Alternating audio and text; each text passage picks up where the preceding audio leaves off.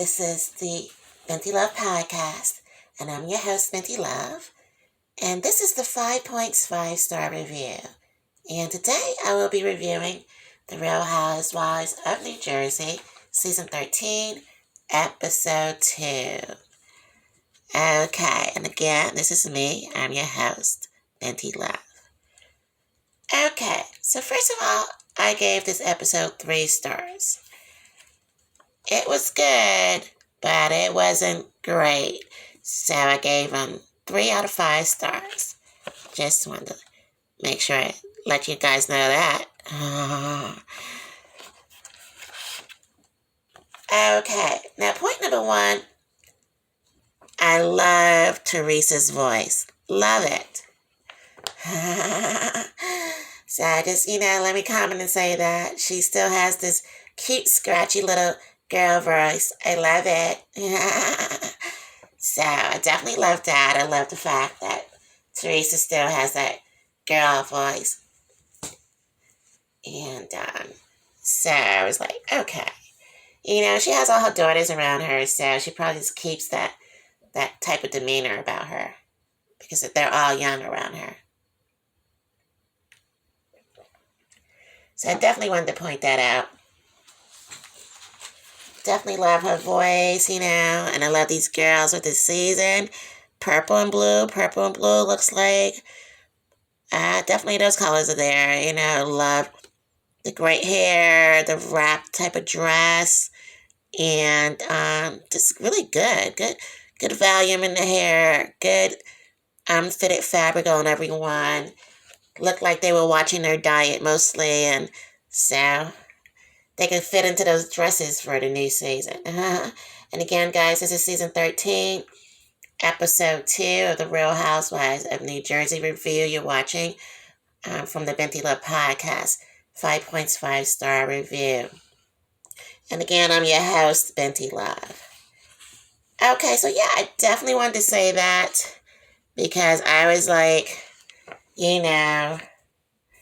and they definitely look good. I love, point number 1 was I definitely loved her on her scratchy voice, a cute little voice that Teresa has and stuff like that. Okay, so moving on to point number 2. I have to just report that house is huge. That house is huge. And I think that's Jennifer that's in that house. And the house is extremely huge. I was like, oh my goodness. How huge can it get? And so, Jennifer, yeah. I think that's her name, Jennifer there. Well, she's not as new as she used to be. But yeah, I was like, this house is huge. Did you guys see the footage on that? Like the outside, a big, massive house, massive on the inside. And I've seen it before, but this is the first time I really saw them take like a really further look and let you really see the house. Like, okay. And she's definitely not eating on a McDonald's living. Although she might visit her McDonald's in her area. Probably nice, huh? Probably, McDonald's probably, the food is probably on, nice plates and everything. Nice silverware when you go to that McDonald's. Yeah, so definitely was loving that. Wow, that must be nice. And it looks very surely nice. So I love that house. I guess that's what you call a mega mansion. And let me just add, Jennifer, you go, girl. And that's exactly what she did into that house, that big old house, with her husband and her kids. Definitely, that's exactly what she does. Yeah. So, okay. Now, point number 3 is my criticism, guys. Is the nagging and fighting every time they get together. Is it just me? Or do you guys notice that too? It's like constant nagging and fighting, like that's what they live for, like this is their life. oh my God, I can't wait till I get to Jennifer's house or Teresa's house, or Margaret's house, to nag, complain about things that doesn't really even matter, in my opinion. It's like, I don't know, it's like, do they make things up just to talk about and nag? I don't like that. Now, when I do have good discussions, I do love that. So, I do love the Real Housewives of New Jersey. But when it seems like they're just nagging, like they were just bothering Jennifer for no reason. Like I was saying in my last review, episode 1 of this season, like they were just like, every time Teresa just says hi, and it's like, oh my goodness, like I don't like how she said hi to me. And there'd be a big issue about that. So yeah, I think that at the, the pool party or whatever this season, there's like, this episode is like, Jennifer couldn't do anything right. And Jennifer's the one that has that boot on her leg. We don't know where that came from. I didn't hear the backstory of that. I'm sure we'll hear something about that soon, or not.